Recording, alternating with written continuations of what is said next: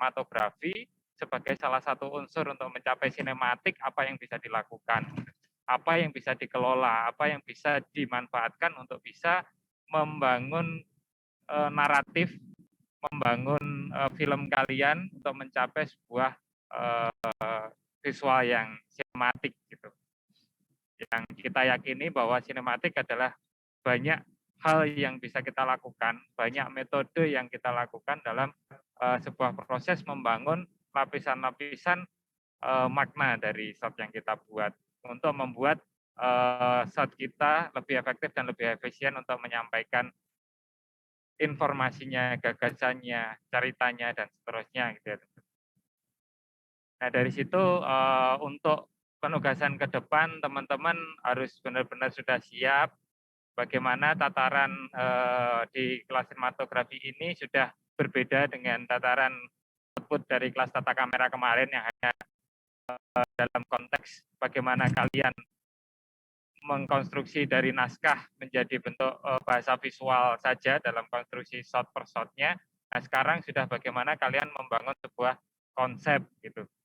Jadi penilaian di konsepnya akan lebih kuat dan bagaimana kalian juga merencanakan konsep itu berdasar atas pertanggungjawaban kalian nanti ketika presentasi di tugas akhirnya gitu. Jadi nanti ada present, kalian bisa mempertanggungjawabkan bagaimana karya kalian ini kalian bangun konsepnya gitu ya teman-teman. Nah, untuk kelompok kemarin sebenarnya Pak Latif sudah menyampaikan informasi bahwa kelompok dibagi maksimal 5 orang. Maksimal 5 orang, silakan nanti dibagi kelompoknya. Apakah sekarang teman-teman sudah bisa membagi kelompoknya atau belum? Atau maksimal 6? Maksimal 6 orang ya. Nah, ini yang untuk yang teman-teman di luar daerah yang kira-kira belum datang ke Jogja, kalau memang tidak memungkinkan tidak usah dipaksakan dulu untuk kembali ke Jogja gitu ya. Silakan bisa berkreasi, bisa mandiri teman-teman. Jadi yang di Jogja bisa membangun kelompok, silakan membangun kelompok. Kalau yang tidak bisa di luar daerah, silakan melakukannya secara mandiri. Dan untuk durasinya kemarin sudah dibatasi 6 sampai 8 menit ya. 6 sampai 8 menit, tidak usah lebih dari itu, nggak usah sampai ke 10 atau 15 menit. 6 sampai 8 menit range-nya. Ketika kalian sudah berbicara konseptual, itu sebuah ruang yang sudah cukup panjang untuk kalian bermain konsep dalam sinematografi. Jadi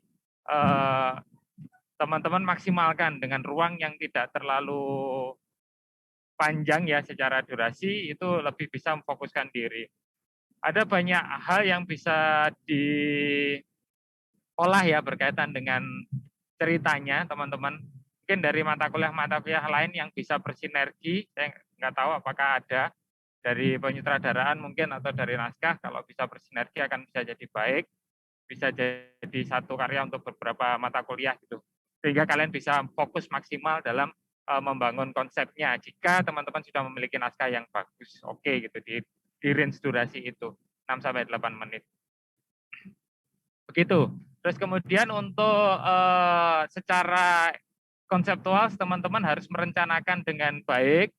Dengan bukti perencanaannya kalian harus membuat production design ya. Jangan lupa untuk membuat production design yang isinya ada rancangan dari desain film kalian, baik itu naskahnya, terus kemudian storyboard-nya yang menjadi hal yang sangat utama untuk harus ada, dan ini storyboard ini harus dikumpulkan sebelum proses produksi, kemudian floor plan untuk tata lighting-nya dan tata kameranya, berkaitan dengan nanti kalau kalian membangun ruang konsep di pergerakan kamera misalnya, atau dari segi pencahayaannya seperti apa. Floor plan tidak hanya menempatkan posisi kamera saja, posisi kamera dan cahaya saja ya, tapi nanti harus ada banyak informasi-informasi terkait, misalnya penggunaan filter, terus penggunaan jenis lampu tertentu itu juga harus dibedakan. Ini lampunya pakai apa? Mau pakai Fresnel, mau pakai open face, mau pakai fluorescent, mau pakai LED, terus kemudian filter apa yang kalian gunakan itu juga harus disematkan pada desain floor plan-nya. Seperti itu. Begitu teman-teman untuk informasi awal berkaitan dengan penugasan ya. Jadi output sebelum kalian bisa syuting nanti, khususnya nanti ketika di ruang peminjaman alat juga, desain produksi ini menjadi satu syarat untuk alat bisa dikeluarkan gitu ya. Jadi ada desain produksinya sudah selesai, baru nanti kalau teman-teman pinjam alat dari studio, nanti harus mengumpulkan juga desain produksinya supaya memperlihatkan bahwa teman-teman memang sudah siap untuk produksi. Begitu, dan nanti juga akan dilihat kebutuhan alat berkaitan dengan desain produksi yang kalian buat. Oke, sampai sini ada pertanyaan dulu dari teman-teman berkaitan penugasan ini sebelum kita berbicara lebih jauh tentang bangunan konsep. Ada pertanyaan 5 sampai 6 kelompok ya. Nanti silakan, ini ketua kelasnya siapa ya? Ketua kelas dari sinematografi. Dari kelas A dan B, silakan. Ketua kelasnya. Atau mau ditunjuk? Pasti sudah ada ya. Yes. Gimana Vali? Sebenarnya kita udah milih Bayu buat koordinator kelompok di Sinemato gitu, Mas. Bayu bisa ngomong dulu. Bayu gimana Bayu? Iya Mas. Ya silakan. Dari aku sejauh ini berarti kelompoknya udah ditentuin 5 sampai 6 orang ya Mas? Ya. Itu final. Apakah sudah ada diskusi pembicaraan berkaitan dengan akses teman-teman? Sudah ada di udah di apa? Di data berapa teman-teman yang sudah hadir di Jogja atau yang belum hadir itu akan seperti apa? Kemarin udah sempat aku data Mas. Bentar, aku cek dulu datanya. Ya. Untuk teman-teman yang lain yang di luar, yang posisinya sekarang berada di luar Jogja, silakan nanti bisa berkomentar juga berkaitan dengan sistem penugasan kelompok ini. Kalian akan seperti apa?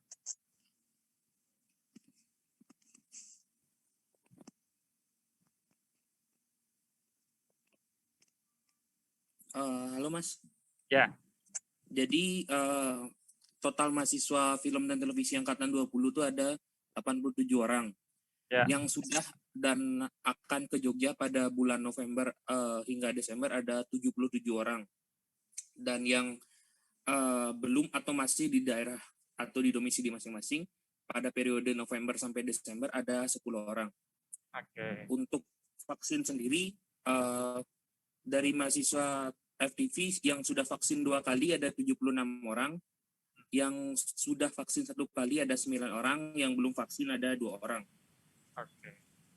Begitu Mas. Dan kemarin sempat ada diskusi dari teman-teman sendiri, kenapa tidak di maksimal 8 orang per kelompok Mas, karena jika semisal jumlah orang yang bisa hadir di Jogja sebanyak 70 berapa tadi 77 jumlah kelompok yang ada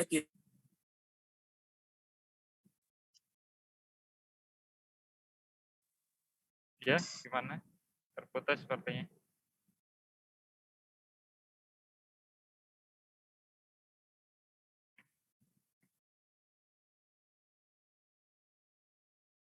Halo, suara saya masih terdengar?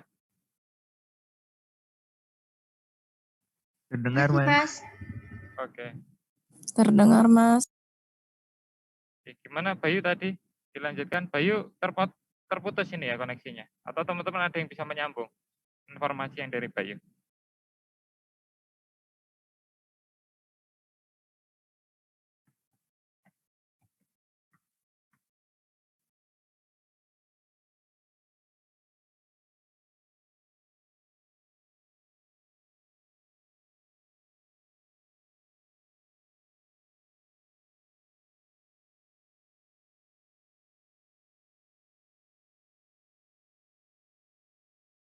Bayu keluar ya ini ya? Atau ada teman-teman yang bisa menambah informasi yang disampaikan Bayu? Kita bisa berdiskusi.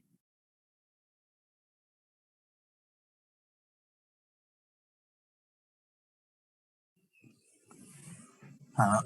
Halo Fali, gimana? Mungkin kalau dari Mas Pius ketentuannya gimana ya Mas ya? Mungkin Ketentuan jumlahnya itu tadi sudah final maksimal 6 orang.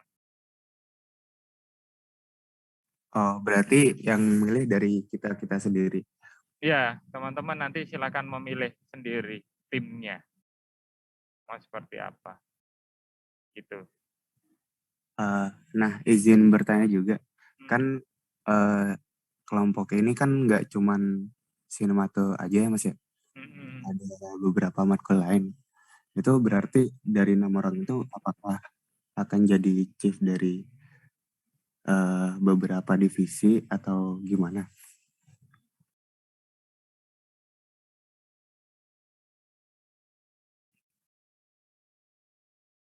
Iya, kalau saran saya karena bukan kalian kelola dan kebutuhan penua ke 66 punya peran yang cukup job desk, bukan dalam satu departemen itu ada dua orang gitu. Sebisa mungkin setiap kelompok, setiap personnya itu punya kedudukan yang sama kuatnya di dalam kelompok. Gitu, teman-teman. Kalau nanti kebanyakan pasti akan banyak yang double dalam satu job desk gitu ya. Satu itu. Karena fokusnya kita ada di, kalau untuk mata kuliah ini ada di sinematografinya. Untuk mata kuliah yang lain nanti kan ada di part-part sendiri ya. Entah itu penyutradaraan, entah itu. Itu chief utamanya. Itu ya. Paling. Ada lagi?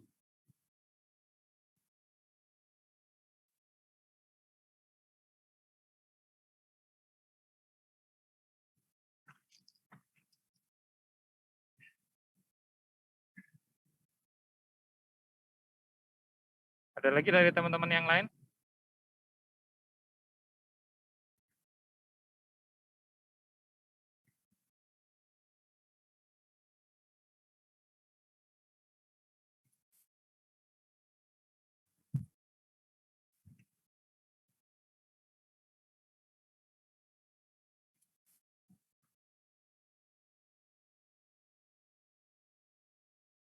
Bayu tadi sudah masuk lagi apa tidak?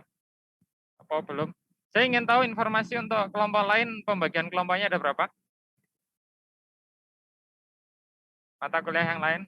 Teman-teman ini mengambil mata kuliah apa ya yang di semester ini?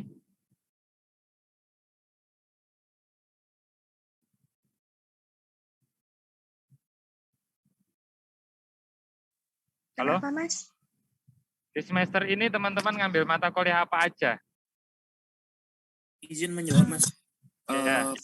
Untuk mata kuliah yang sifatnya produksi ada sinematografi, ada dasar editing, penyutradaraan film dan televisi, sama tata suara, Mas. Oke, ada 4 ya. Yang pastinya 4 itu 4 player itu semuanya produksi. Udah ada informasi terakhir berkaitan dengan produksi. Kemarin dari tiap dosen mata kuliah udah minta untuk dijadikan satu produksi tugas akhir, Mas. Oke, baik. Ada yang sudah membagi kelompok di mata kuliah yang lain? Belum, Mas. Belum. Kita Oke. nunggu kesepakatan dulu. Oke, berarti dari sinematografi ya bagian kelompoknya ya. Nanti yang mata kuliah yang lain ikut berarti. Iya, Mas. Oke, baik. Ya itu tadi ya teman-teman. Apalagi itu cuma ada 4 mayor yang harusnya dipenuhi. Kalau dibagi kelompok harusnya malah maksimal 4 orang aja itu 4 orang aja itu harusnya. Tapi ini bisa sampai ke 6 orang lain dari tim produsernya, produsernya. Oke, gimana Bayu? Ada informasi yang lain lagi berkaitan dengan itu? Tadi terputus ya? Iya, Mas. Maaf, Mas. Tadi saya kurang dengar terkait gini. Berarti ya bisa dimaksimalin sampai 6 orang aja, Mas? Ya, maksimal 6 orang. Oke. Maksimal 6 orang, terus nanti setahu saya juga nanti di mata kuliah penyutradaraan itu desain produksi yang juga harus dibuat. Jadi teman-teman untuk isian desain produksinya semua saling menyesuaikan ya dari 1, 2, 3, 4 mata kuliah yang berkaitan dengan itu. Sehingga bisa jadi satu desain produksi dan satu karya. Untuk beberapa kebutuhan soal di mata kuliah yang lain sudah keluar soalnya belum?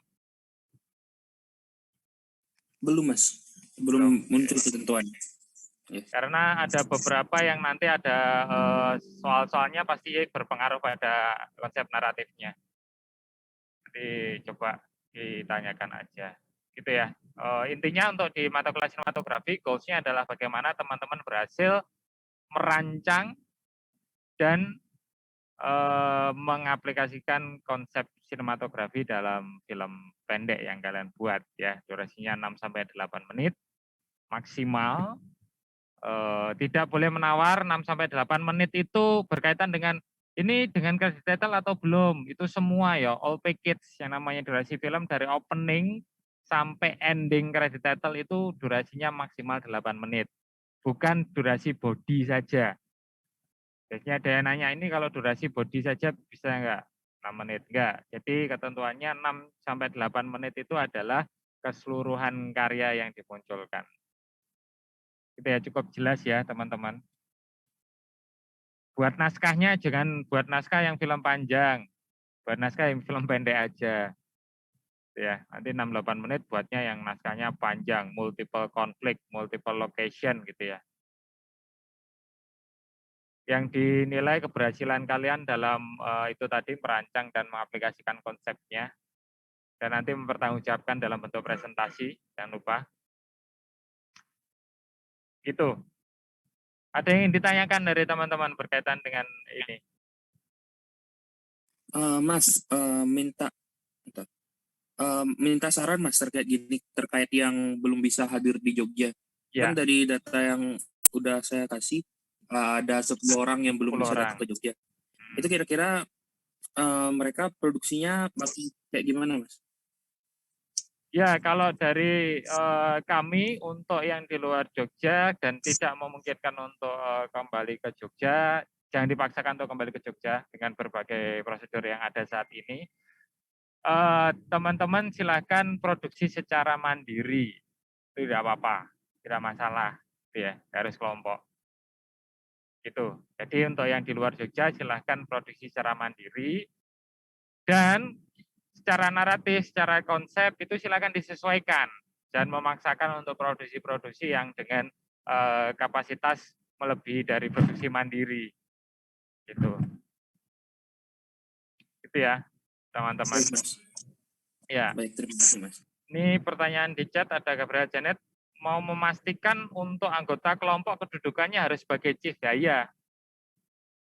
Harus sebagai punggawa utamanya, sebagai chiefnya. Itu pasti karena ini penugasan utamanya kalian gitu. Utamanya dari 4 mayor mata kuliah ya.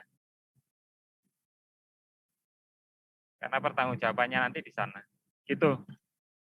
Gabriela, cukup jelas?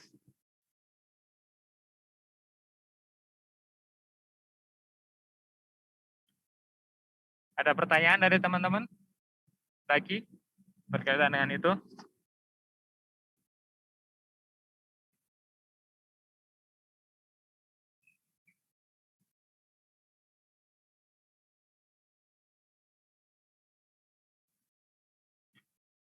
Nggak ada?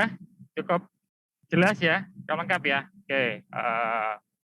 Kita akan buka diskusi terbuka berkaitan dengan pembangunan konsep dan strategi teman-teman untuk membuat karya sebelumnya. Berkaitan dengan juga bagaimana kalian bisa membatasi ruang ceritanya, bagaimana kalian bisa berfokus pada konsep-konsep tertentu.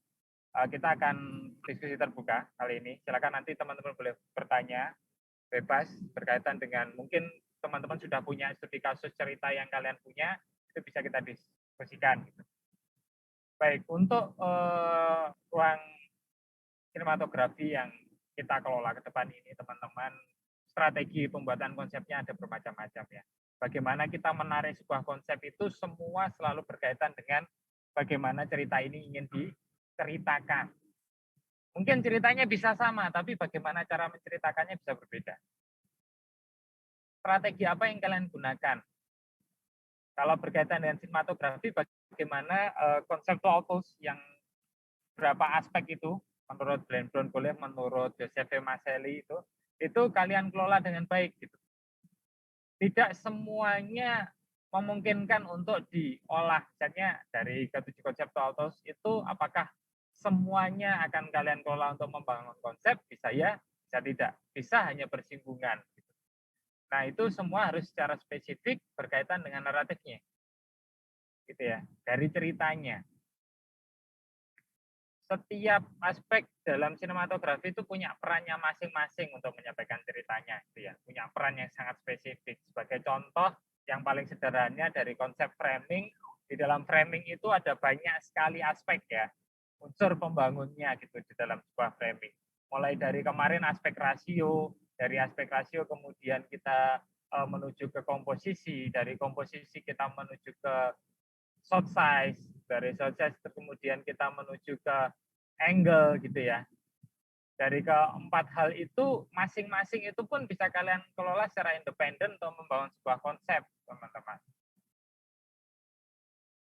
Terus untuk naratifnya atau ceritanya gitu ya, itu juga silakan disesuaikan dengan kebutuhan range durasi cerita yang sudah ditentukan dari 6 sampai 8 menit itu maksimal. Dari situ teman-teman bisa lihat 6 sampai 8 menit itu bisa dikelola dalam ruang berapa adegan sih kira-kira, berapa konflik sih. Kalau dalam ruang film pendek kita biasanya hanya berfokus pada satu konflik. Satu konflik utama, kalau bisa satu ruang, satu adegan, itu akan lebih efektif dan efisien lagi. Tapi kalau tidak ya harus multiple scene, multiple adegan, multiple ruang, nah itu biasanya akan memakan waktu dengan durasi yang cukup panjang. Sederhanakan topik kalian, sederhanakan hal-hal yang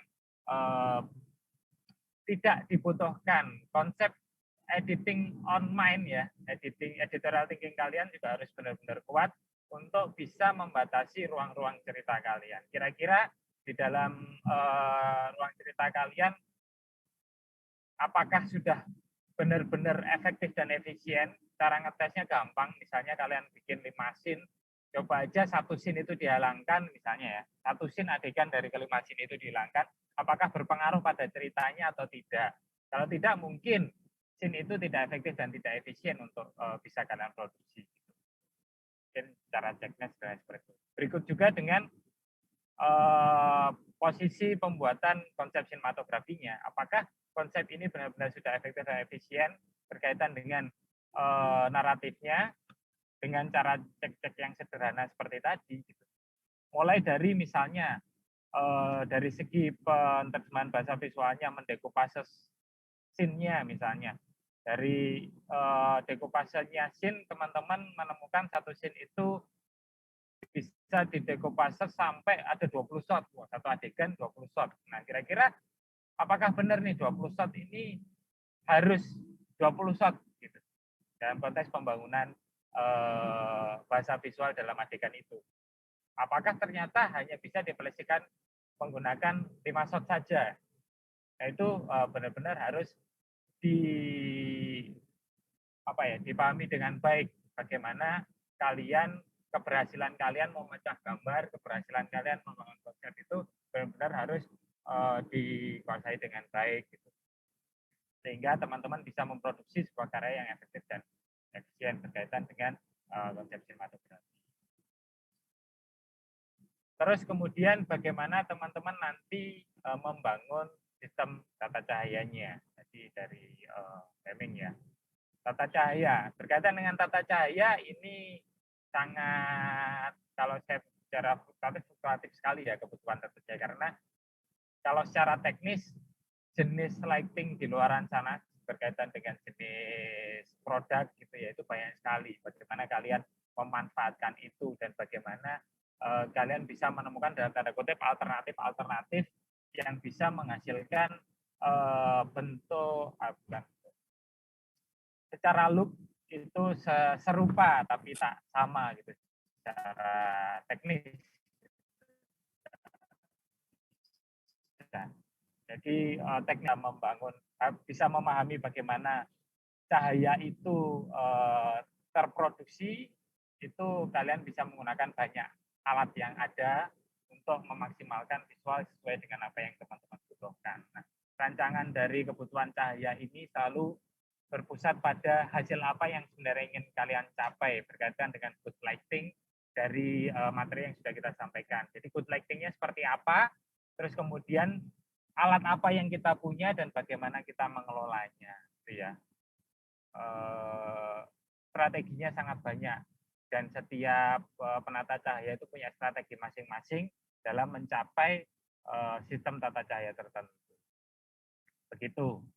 Sebagai contoh misalnya teman-teman ingin bermain di film horor, misalnya film pendek horor. Nah, dari situ pemanfaatan logi misalnya. Nah, bagaimana sih membangun logi sebagai konsep dan logi sebagai bangunan look dan mood dalam dunia tata cahaya itu kalian bangun seperti apa, menggunakan teknis apa, teknisnya lighting yang digunakan apa, itu nanti harus terjabarkan dengan jelas dan detail itu dari segi tata cahaya. Kalau dari segi pergerakannya misalnya di dalam film horor ini menggunakan atau memanfaatkan sistem kamera found footage misalnya yang lagi booming ya sekarang ya, salah satunya di filmnya yang terakhir kemarin, film Thailand, saya lupa judulnya apa, itu juga strateginya found footage gitu di film horor. Itu juga bisa, berarti movement-nya berkaitan dengan subjective shot gitu. Nah, itu juga menjadi poin yang menarik. Nah, ini gambaran-gambaran bagaimana membangun konsep ya teman-teman.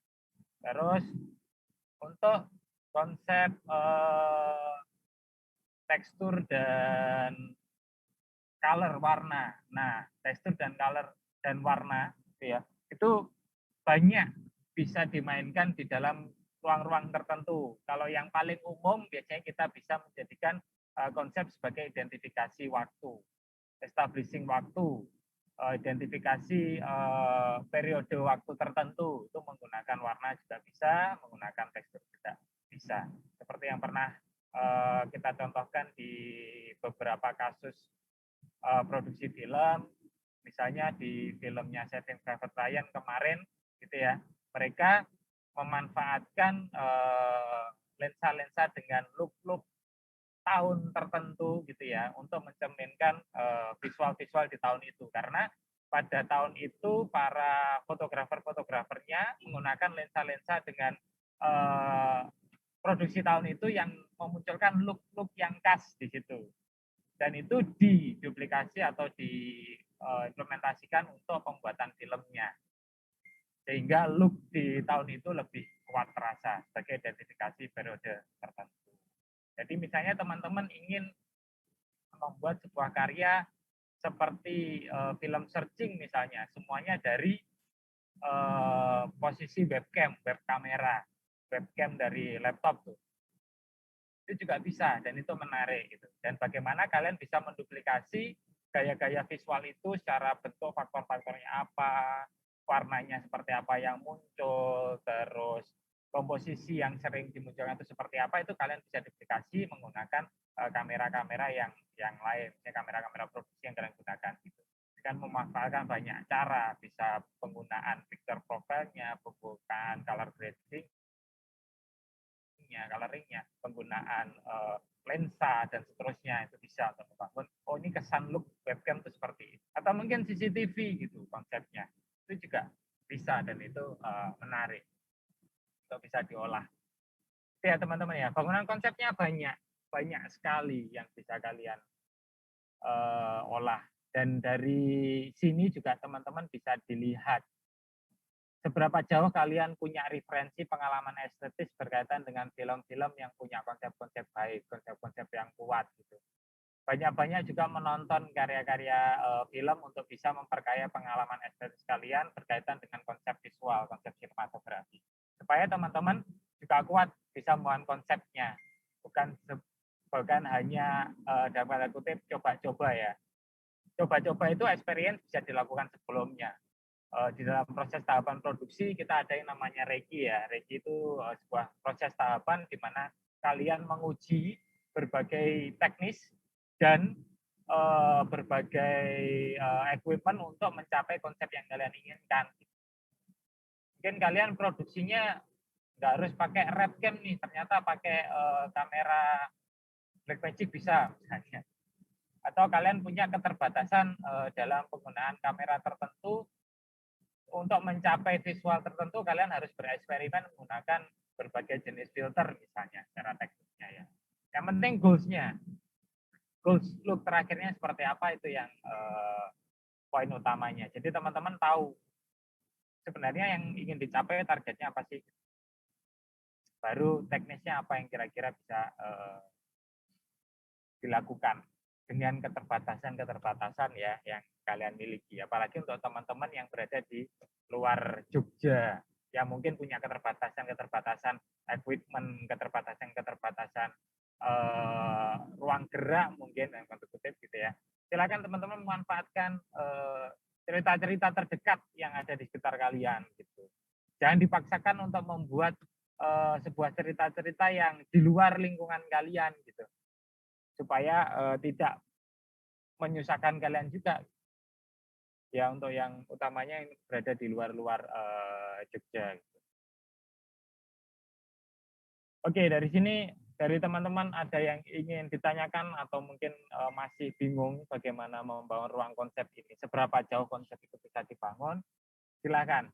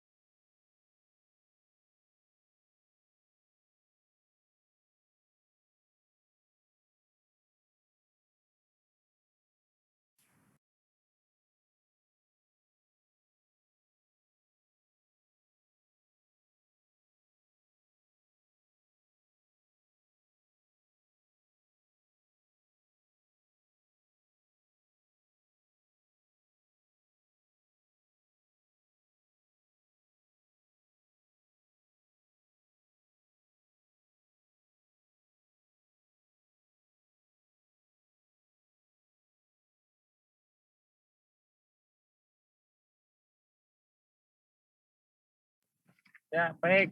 Ini ada pertanyaan dari Afiki Awal. Nah, ini mungkin pertanyaan yang juga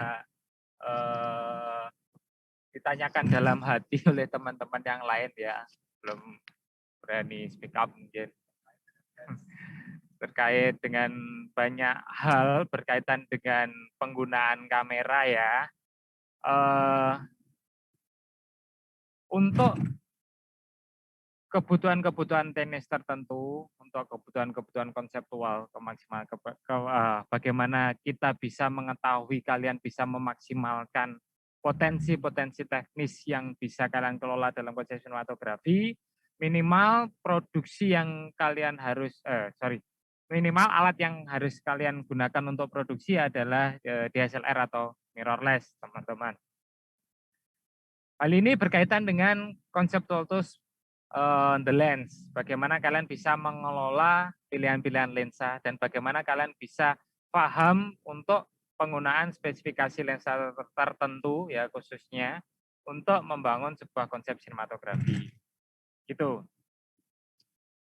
Itu ya teman-teman ya. Jadi DSLR dan mirrorless menjadi pilihan minimum untuk membangun sebuah karya sinematografi.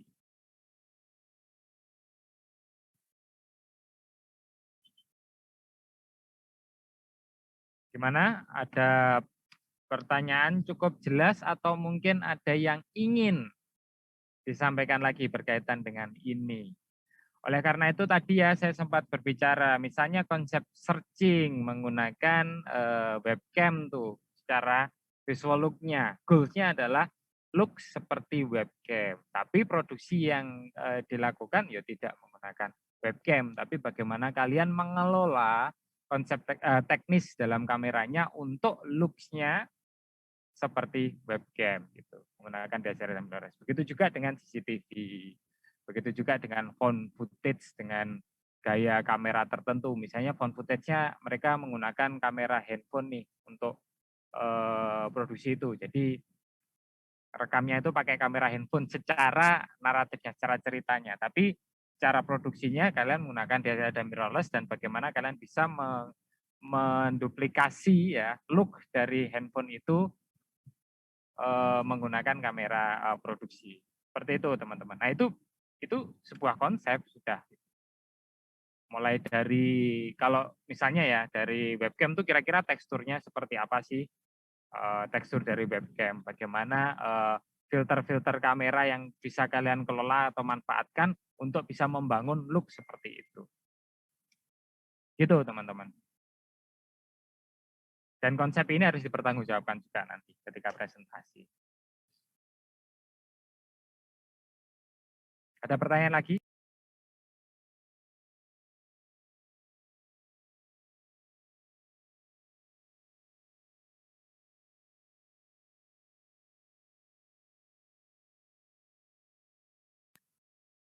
Untuk yang teman-teman luar wilayah di Jakarta yang tidak memungkinkan bagaimana tentang DSLR dan mirrorless, saya pikir teman-teman dari mata kuliah fotografi dasar kemarin ketika teman-teman masuk itu menjadi syarat wajib dan penting untuk kalian miliki ya.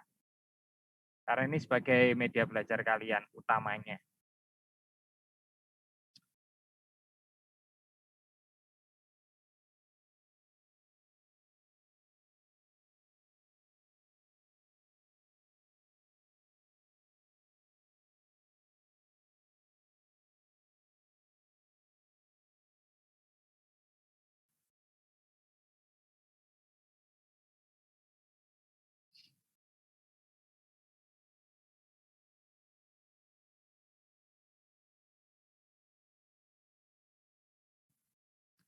Oke, jika tidak ada pertanyaan lanjutan berkaitan dengan ini, untuk pembangunan konsep teman-teman itu akan dilaksanakan proses konsultasi terbuka, gitu ya. Silakan teman-teman bisa berkonsultasi berkaitan dengan bangunan cerita dan konsepnya.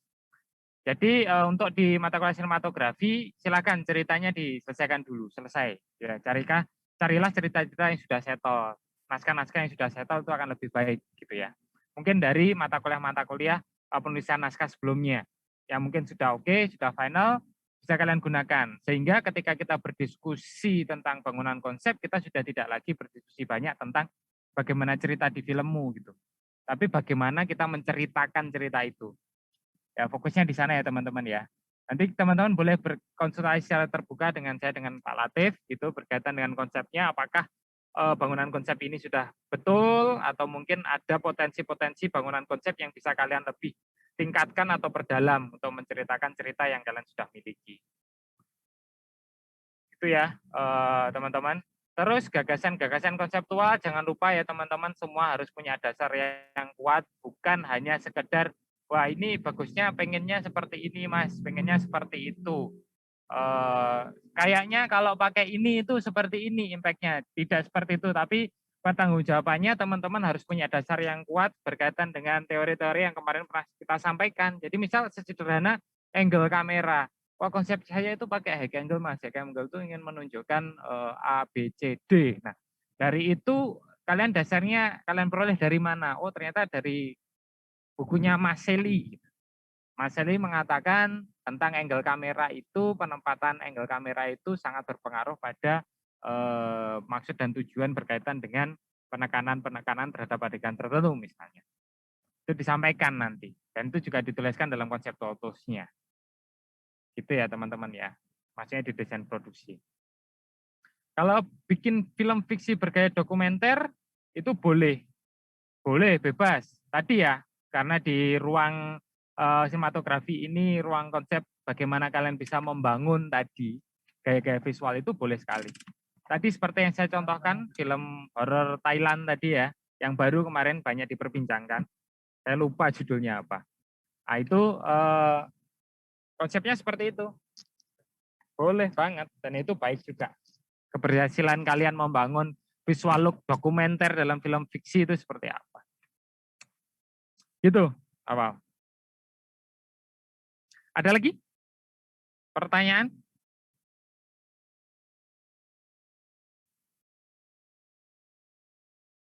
Saya pikir semuanya cukup jelas ya tadi ya. Kalian boleh konsultasi terbuka, tanya berkaitan dengan bangunan konsepnya, berkaitan dengan teknisnya, langsung dengan saya atau Pak Latif melalui banyak, bisa bertemu langsung di kampus, kita berdiskusi, atau melalui ruang Zoom, kalau teman-teman di luar Jogja gitu ya, kalian bisa menghubungi kami, membuat forum khusus misalnya, boleh sekali, nggak masalah.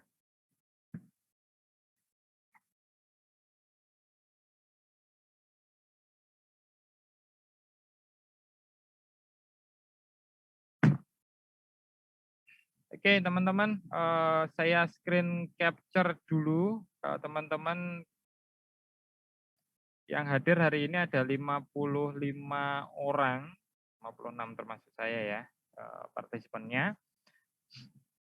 Silakan untuk screen capture, teman-teman bisa open kamera sebentar saja. Oke, sebentar saja.